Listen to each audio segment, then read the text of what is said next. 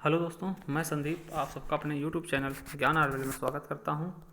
तो आज हम देखेंगे उत्तर प्रदेश लेखपाल के जो प्रीवियस ईयर पेपर है 13/9/2015 का, उसे हम सॉल्व करेंगे। ठीक, क्योंकि हमें पता है कि यूपी लेखपाल की वैकेंसी आने वाली है, जिसका कि अभी कुछ ही दिनों पहले पेपर में आर्टिकल छपा हुआ था। ठीक, कि 6,000 से 8,000 पद आने वाले हैं।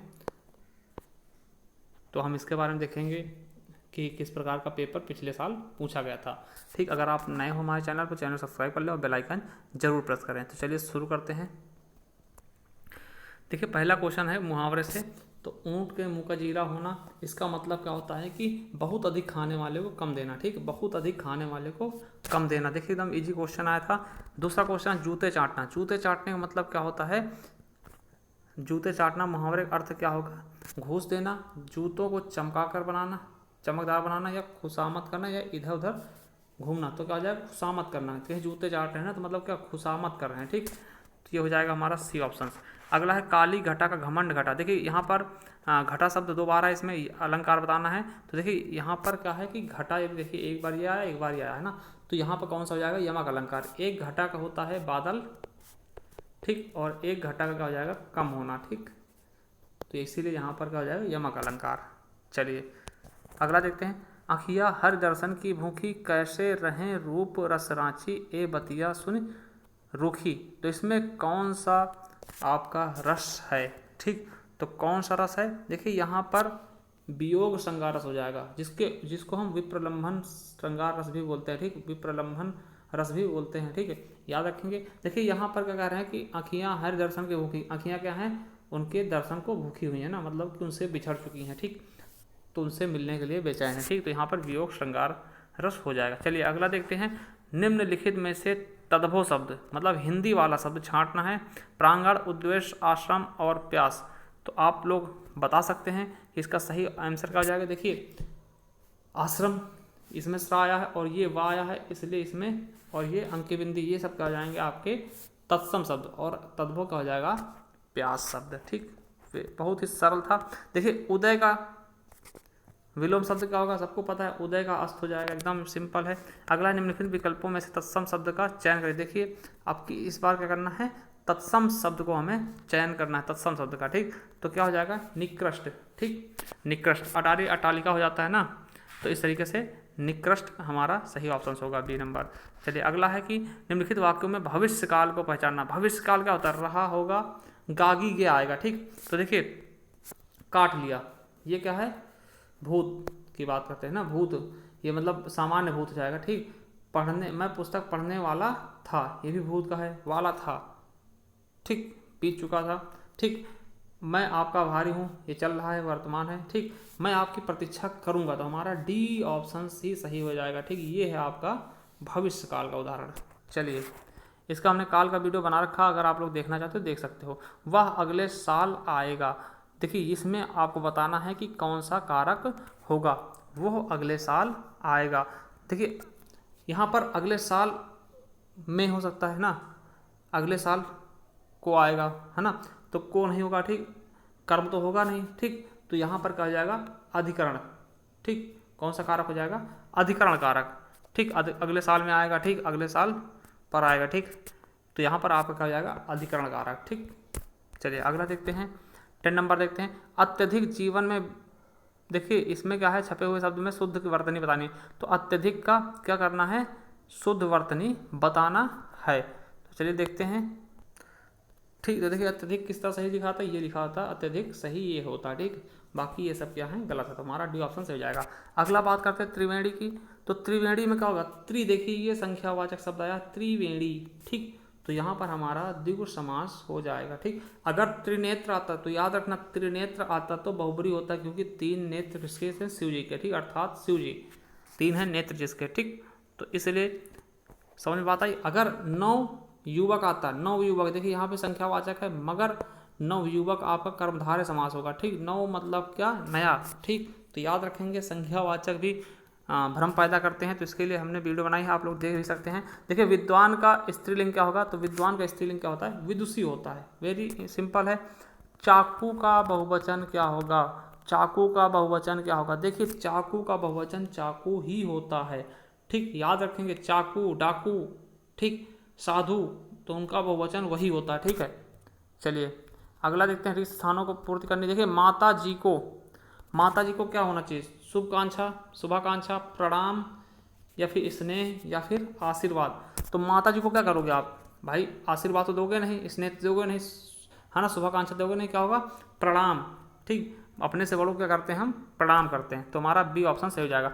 अगला, ऐसा व्यक्ति जिसके आने का दिन और समय निश्चित न हो, ठीक, जिसके आने के दिन और समय का निश्चित नहीं होता उसको हम क्या बोलते हैं? अतिथि बोलते हैं, ठीक। अतिथि, मेहमान, अभ्यागत, आतंकुत, है ना, तो ये सब क्या है? मेहमान के पर्यायवाची, पाहुन, है ना, ये सब तो अतिथि हो जाएगा इसका सही ऑप्शन।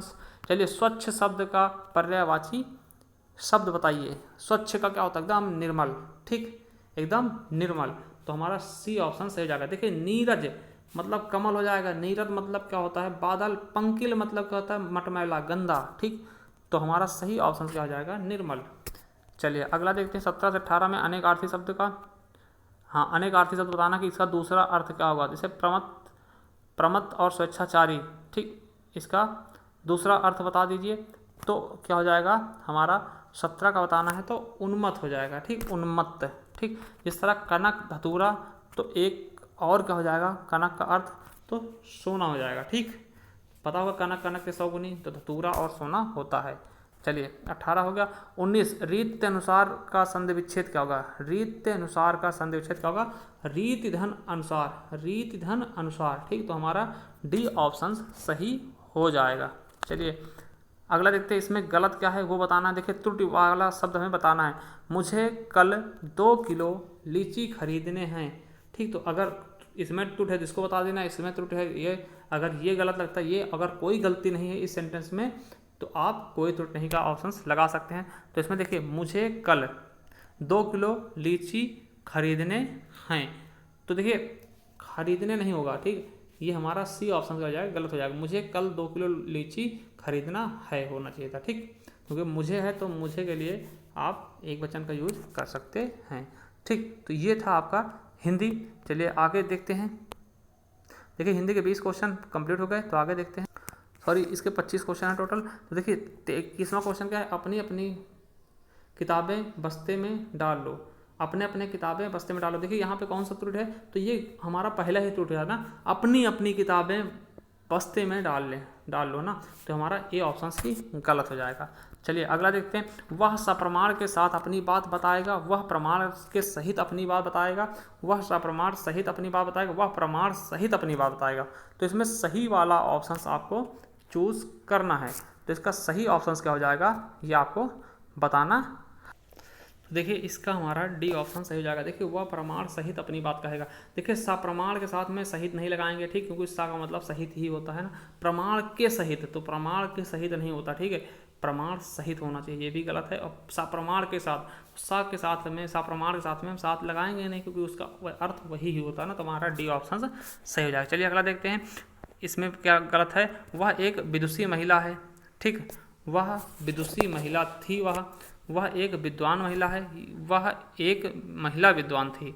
तो हमें इसमें से सही क्या होगा ये बताना। देखिए महिला विद्वान का भी हम यूज नहीं करेंगे, क्योंकि विद्वान का स्त्रीलिंग हम यूज कर सकते हैं। तो विद्वान का स्त्रीलिंग क्या होता है? विदुषी। तो वह एक विदुषी महिला थी, ठीक, वह एक विदुषी महिला थी। तो यही हमारा सही ऑप्शन है। चलिए 24 नंबर देखते हैं। किसी की सहायता करने वाला, जो किसी की सहायता करता है उसके लिए एक शब्द क्या होगा? सहायक, ठीक, सहायक, किसी की सहायता करने वाला, ठीक। अगला है भला चाहने वाला। भला चाहने वाला क्या होता है आप लोग बताइएगा। देखिए जो भला चाहता है वो क्या होता है? हितैषी। कहेंगे आप हमारे हितैषी कैसे बन रहे हो ना, तो भला चाहने वाले को क्या बोलते हैं? हितैषी, ठीक। निस्वार्थ क्या होता है? जो बिना स्वार्थ के कोई काम करता है उसको हम निस्वार्थ बोलते हैं। तो हमारा बी ऑप्शन से हो जाएगा। तो ये हिंदी को हो गया कंप्लीट। अब अगला अध्याय देखते हैं। देखिए अब सामान्य ज्ञान के बारे में देखेंगे, ठीक। देखिए भारत की लगभग आधी जनसंख्या मात्र 5 राज्यों में रहती है। निम्नलिखित में से कौन सा एक 5 घनी आबादी वाले राज्यों में से नहीं है, जो टॉप 5 में आते? देखिए अगर हम उत्तर प्रदेश की बात करते हैं, उत्तर प्रदेश का चौथा उत्तर प्रदेश की जनसंख्या की दृष्टि से पहला स्थान है और क्षेत्रफल की दृष्टि से चौथा स्थान है। तो ये चीज़ आप याद कर लेंगे। तो इनमें से टॉप 5 में कौन सा राज्य नहीं आता? तो कौन सा नहीं आएगा?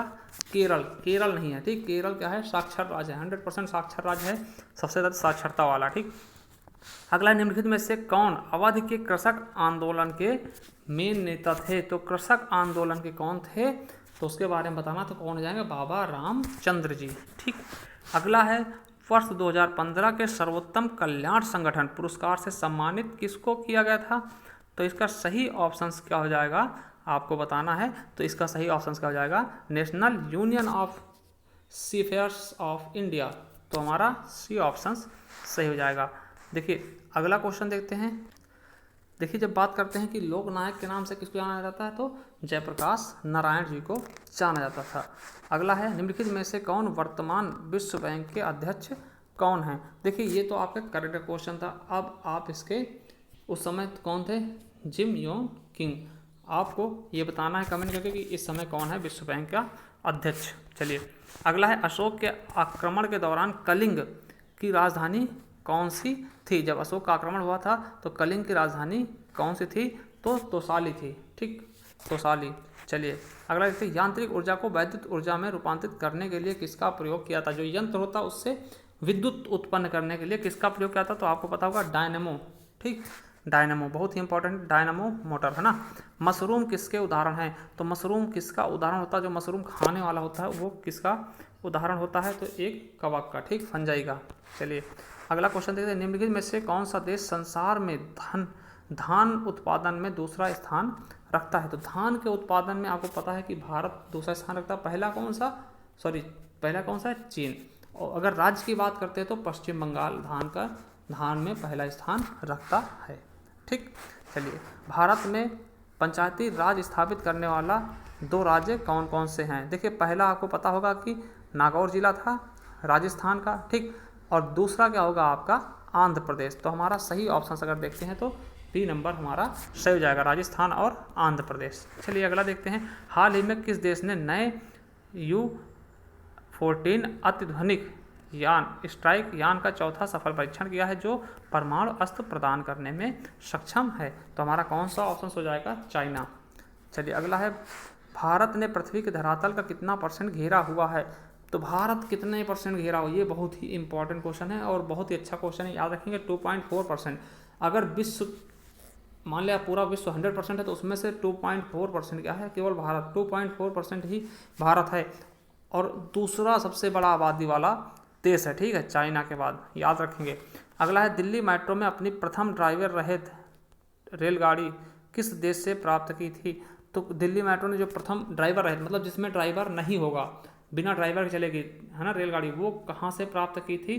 तो वो कहाँ से? दक्षिण कोरिया से, ठीक।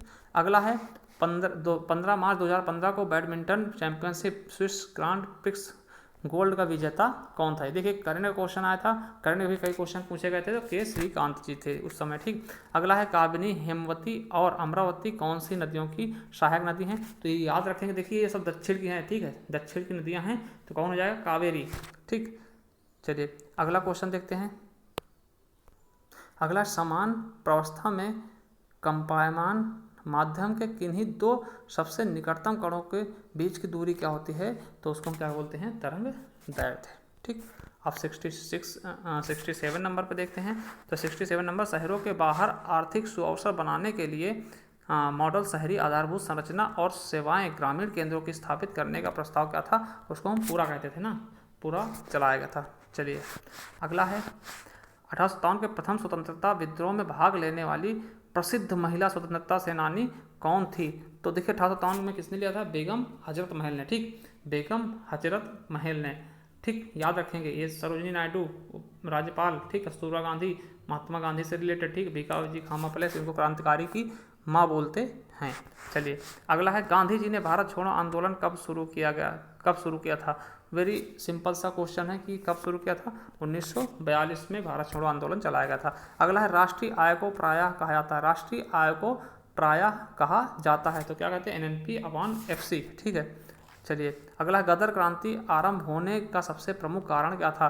देखिए गदर क्रांति किस लिए आरंभ किया गया था, उसका सबसे प्रमुख कारण क्या था, प्रथम विश्व युद्ध आरंभ होना। चलिए अगला देखते हैं, मोहिनी अट्टम नृत्य कहाँ का है।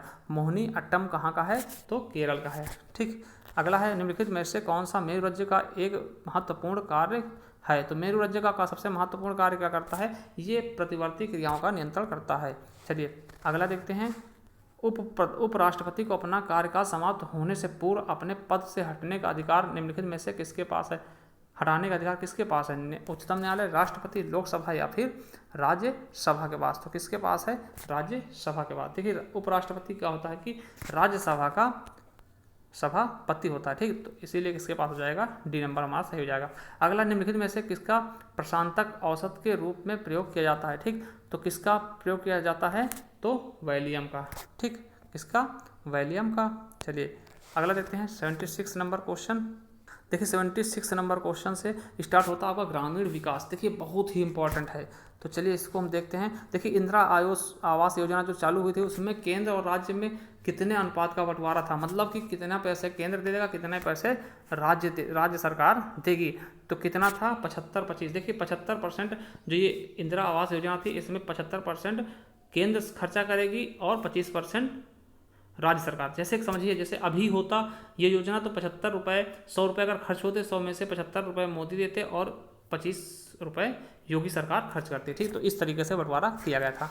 चलिए भारत में स्थित किस शहर को विश्व का सबसे पुराना शहर माना था। बहुत ही अच्छा है, बहुत अच्छा क्वेश्चन है। तो किसको, वाराणसी को। ठीक, बहुत ही अच्छा क्वेश्चन है, वाराणसी को। और सबसे पुराना आपने यूपी की बात करते तो कानपुर, याद रखें कानपुर नगर। ठीक, उत्तर मध्य लिखा, उत्तर मध्य रेलवे का मुख्यालय कहाँ है, तो उत्तर मध्य रेलवे का मुख्यालय कहाँ है, इलाहाबाद में, जिसको प्रयागराज बोलते हैं।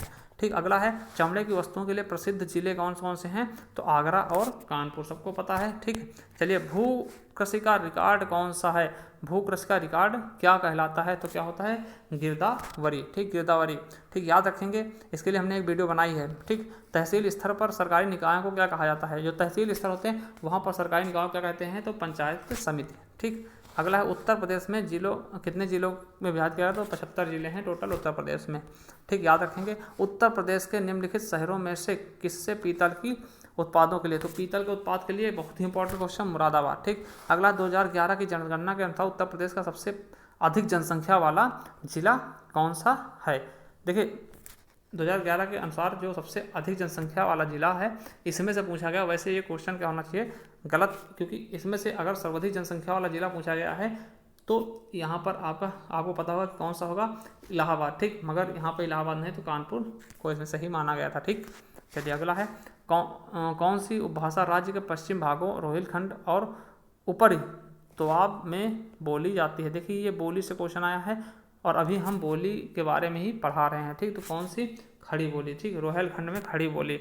आपका रोहिलखंड में मेरठ, मुरादाबाद, बरेली ऐसे राज्य जिले आते हैं। ठीक, अगला है, अंबेडकर विशेषकर रोजगार AVRY के अंतर्गत योजना की इकाई लागत से कम नहीं होनी चाहिए। कितने से कम नहीं होनी चाहिए, तो इसका आपको आंसर देना है, तो कितना, कम से कम 50,000 रुपये से, है ना। अगला है, सुल्तानपुर ने सामाजिक वानिकी योजना की कुशल कार्यप्रणाली के लिए केंद्रीकृत डाटाबेस की समस्या का समाधान करने की पहल की है। तो किसके अंतर्गत, तो राष्ट्रीय सूचना केंद्र। ठीक, तो सी ऑप्शन हमारा सही हो जाएगा। चलिए अगला क्वेश्चन देखते हैं। देखिए रंगराजन समिति आई थी, उसने बताया था कि कितने रुपए अगर व्यक्ति खर्च करता तो वो गरीब नहीं है। ठीक, तो ये बहुत ही अच्छा क्वेश्चन था।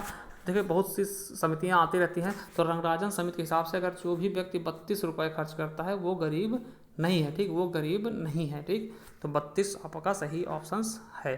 चलिए अगला देखते हैं, एक व्यक्ति के लिए पंचायत सदस्य का मतलब पंचायत सदस्य बनने के लिए कितनी आयु होनी चाहिए। देखिए आप प्रधानी के चुनाव लड़ने के लिए कितनी साल की एज होनी चाहिए आपकी, कम से कम तो 21 साल। ठीक, क्या हो जाएगा, 21 साल कम से कम आपकी एज होनी चाहिए।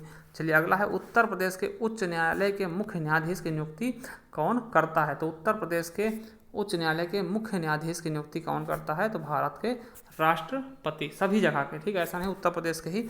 ठीक, तो याद रखेंगे, घरेलू व्यक्तिगत सौर जल हीटर के लिए आर्थिक सहायता योजना के अंतर्गत उत्तर प्रदेश सरकार में क्या प्रोत्साहन दिया है। ठीक, तो क्या किया है इसने, तो क्या किया इसने, बट्टा छूट है ना, बट्टा, बट्टा मतलब क्या होता है, एक छूट जैसा ही होता है, ठीक। अगला, एक ग्राम पंचायत के ग्राम के वार्डों में से चुने हुए कितने सदस्य होते हैं जिन्हें पंच कहा जाता है। तो कितने सदस्य होते हैं जिनको हम पंच कहते हैं, 7 से 17 सदस्य होते हैं जिनको हम पंच कहते हैं, ठीक। अगला है, उत्तर प्रदेश की प्रमुख व्यावसायिक फसल कौन सी है, तो क्या हो जाएगा आपका गन्ना। व्यावसायिक फसल, वाणिज्यिक फसल, कुछ भी पूछ ले तो गन्ना। अगला है, मध्याह्न भोजन कार्यक्रम के अंतर्गत मिड डे मील जिसको बोलते हैं, विद्यालय स्तर पर बच्चों की न्यून भार की प्रतिशतता का आकलन किस आवृत्ति पर किया जाना चाहिए। तो किस आवृत्ति पर होना चाहिए, अर्धवार्षिक।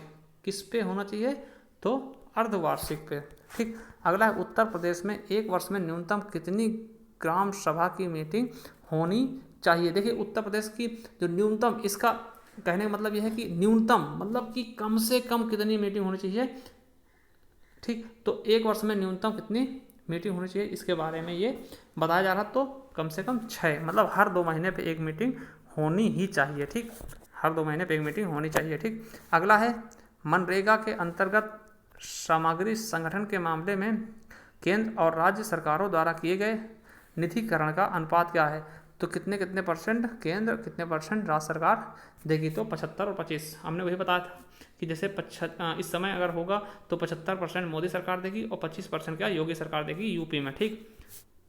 इसी तरह हर राज्य के लिए, ठीक। मगर ये पहाड़ी राज्यों के लिए अलग होता। पहाड़ी राज्यों में ये जैसे पर्वतीय क्षेत्र हैं या फिर पूर्वोत्तर राज्य हैं, वहाँ 90% केंद्र देता है और 10% राज्य सरकार देती है केंद्र में। जैसे मान लिया कि हिमाचल प्रदेश पहाड़ी इलाका है या फिर पूर्वोत्तर में असम है, नागालैंड है, तो वहाँ पर 90% हिस्सा किसका होगा, केंद्र का, और 10% राज्य सरकार का होगा, ठीक। तो याद रखेंगे, ये क्वेश्चन पूछे जाते हैं, ठीक। अगला है, एक बिस्वा का 1 बीघा से क्या अनुपात होता है। तो 1 बिस्वा का 1 बीघा से क्या अनुपात होता है, 1 बीसवां, ठीक।